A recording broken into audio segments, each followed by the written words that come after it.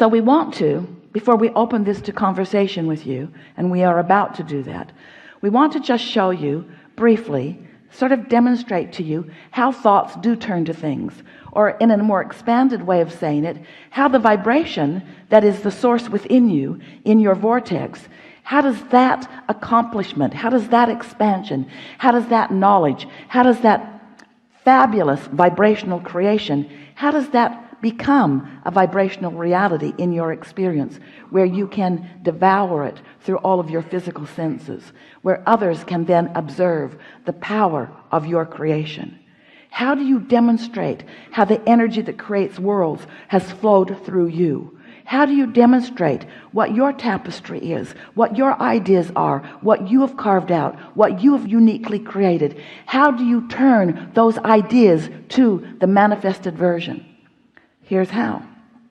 The vibration exists, and the first, let's call it a manifestation, or even better, let's call it a realization of it, is a thought. That's what's happening here with Esther right now. We are offering a vibration, and she is realizing it. We're offering a vibration. We're consciousness, powerfully focused, and focused about you specifically here in this room. We're offering a vibration about that, and Esther is receiving the vibration because she is in vibrational sync with that which we are. So the thoughts are occurring to her. That's a manifestation. And the emotion that reflects that blending is present too. So that's the first step in the vibration turning to a thing, let's say. But then there is the impulses that occur to you. There is the rendezvous with this one and this one and this one. There is the idea. There is the then inspired action. There is the harmonic components. There is the harmonic convergence. There is all of that delicious life experience that happens between the idea. You said, I got a great idea. And we say, you received a great idea. You were in vibrational sync and you received a great idea. Hold yourself in that vibrational frequency and watch the further evolution of that great idea into manifestations of mastery, you see. Or be like most humans, somewhere between the idea and the manifestation of it. Focus on the condition instead of the unconditioned, and in the absence of the fullness of that which you want, introduce resistance in it and keep it from happening. You see? You got that, didn't you? You understand the unconditional creation. And now that you understand unconditioned, that means you understand that it's all about the way you feel. It's all about doing something deliberately about controlling your point of attraction. But we want to use a different word than point of attraction. We want to use the word point of reception, because the revelation is happening constantly. The only question is, are you realizing it? Are you in the vibrational frequency where you're getting it? How often do your little children get it? Because they're clear, they're pure, they're all wadded up in belief. You work hard to get them to get wadded up in belief, you do. You're too frivolous, little child. You think that the universe revolves around you, you foolish, foolish child, you say to them, when they know that it really, really does. You think that life is supposed to be simple and easy for you. They know it, but you're going to get them. In most cases, children will reflect the beliefs of their parents, and then you'll come and see us years later. And we will help you forget all the stuff they taught you that isn't good for you. We will help you to remember that you are the creator of your own reality, that you are a vibrational being in a vibrational universe, and that you've got all that is on your side, and that you are never alone, and that whatever it is that you are wanting can be your experience. But you've got to find the frequency of it and practice it until it becomes dominant within you. You can't mess around with this. You can't use words that you don't mean, because the universe does not respond to what you're saying. The universe responds to what you mean. And what you mean is how you feel. So if you're discouraged, that's your point of attraction. If you're ornery, that's your point of attraction. If If you're mad at somebody, that's your point of attraction. If you're joyful, that's your point of attraction. In other words, this is very simple. And then you want to say, but wait, you need more information, Abraham. I'm sure that if I explained to you why I am so mad, that you would be mad too. And we want to say, doesn't that give you the evidence above all evidence to the existence of the source within you? The very fact that you can experience negative emotion is your proof that there is a relationship between you and something. In other words, because if your inner being would come over there and be mad with you about the thing that you are angry about, you're right, there would be no separation. But it doesn't work that way, because your source will never join you in that negative focus. So we think you got that. That's a really good thing. Got to be somewhere in the vibrational vicinity of it before you can do that. Good for you. So now, what do you want to talk about? Where should we go with this understanding of deliberate creation? What do you want to talk about? And are you refreshed? Yes. Good. Now what? So my question has to do with negative emotional stuff, energy. Guidance. Guidance. It's one thing for me, I get cut off in traffic, or somebody I know does something that makes me, that kind of stuff is not that difficult to handle, to get into a better... Because it doesn't challenge a strong desire. If someone called you on the telephone and said, hello, you don't know me, I'm just calling to tell you I'll never call you again. You'd say, alrighty then. Yeah. But I have this experience where, and it's oftentimes in the morning, where it's like I wake up into this heavy, dark, negative, discouraging... You do. You wake up into the vibration that you left there. In other words, it's sort of culmination of how you feel. And when you wake up and come back into it, it's always a shock, because you had a respite from it. So it's particularly annoying when you greet it again. Yeah, very annoying. I just have the hardest time sometimes with that, trying to start to shift that dial or whatever, because it's all this stuff from childhood. It's like, well, and it just seems so heavy and so real, so dense. Well, everything we've been talking about today is about how to soften that for yourself.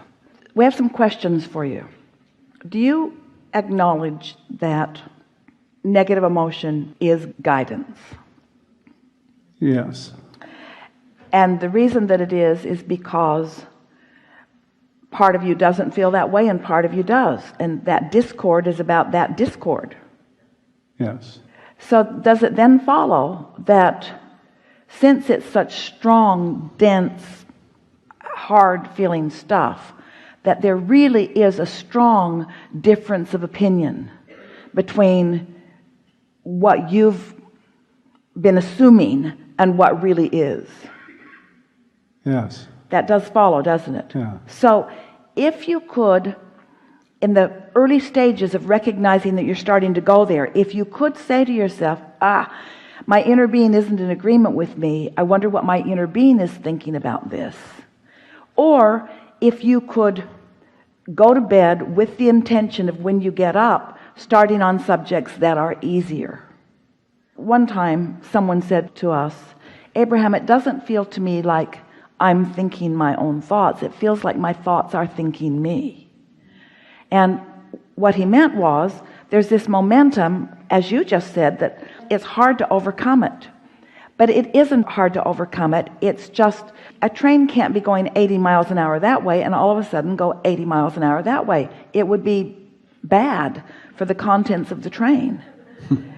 So it's a matter of sort of slowing it down and then getting it going. And so it could be very helpful if, when you go to bed at night, you could try to ponder a little bit, activate within yourself the best thing that happened that day, or the best thing that's happened this week, or something that felt better. In other words, start the momentum.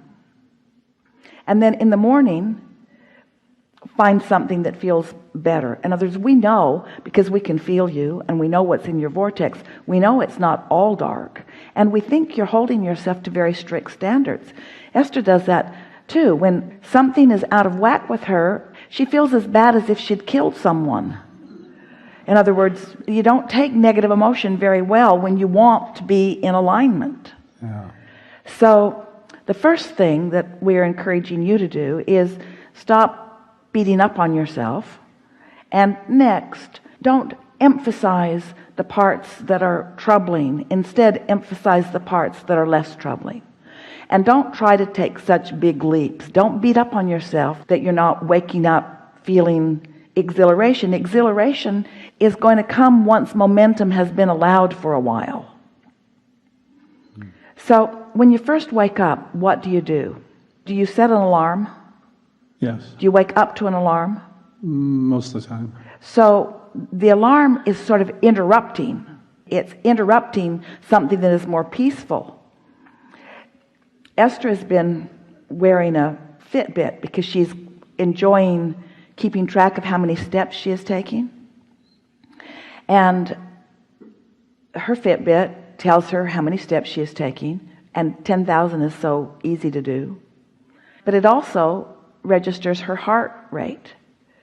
And she noticed that when she would wake up to an alarm, her heart rate would go through the roof. It was like her alarm was scaring her awake. Her resting heart rate's around 60. And even after she's been on the treadmill for a while, it's 72 or 75. And if she really ramps it up, she can get it up deliberately. But to wake up to 102 heart rate means you've been startled into reality. And that's what sort of happens to you sometimes, is that you're in this vibrational place where the momentum is stopped, and then you sort of get startled into reality, where immediately you start focusing right away on those things that are less than aligning in nature. So when you wake up to your alarm, do you wake up to your alarm because you have things that you want to tend to and you don't want to oversleep? Yeah. And so after you wake up, is it necessary that you immediately get out of bed? Not always. So we would encourage you to set your alarm for 20 minutes before you actually need to get out of bed, and call that your luxurious basking yourself back into reality time. In other words, doing yourself the favor. Can you do that without upsetting anybody else around? Yeah. So then when you set your alarm the night before, say to yourself, I'm looking forward to awakening and settling in to a better feeling day. And then when you wake up, say to yourself, I don't have to get up. I can just stay right here. I can just stay right here and feel the comfort of my bed. And then focus on the comfort of your bed, providing yourself with that little window of luxury. It's like a gift to yourself of just re-emerging back in. It's not different. When you wake up in the morning, it's not different than being born into this physical body, except you know more. And most of it is not to your advantage. And so as you deliberately allow yourself to just bask a little bit, and you do this every morning for a while, you're going to discover that in that quiet time, other thoughts are going to occur to you. It will be like extending the slowed momentum for a longer period of time so that you get to set the tone of this day. It will be powerful for you. It's more gradual. I have one more question that relates to that. Are you going to do that? Yes, I will. Are you going to do that? Yes. Everybody ought to do that if you're really looking to set the tone the way you want to. If you're waking up just happy to be in this day, and you can hardly wait for your feet to hit the floor because there's so much momentum that you've already got going, then this process isn't necessary for you. But if anything less than feeling great when you wake up is what you're experiencing, then give yourself the opportunity to set your own tone, because first thing in the morning is the best probability of doing it.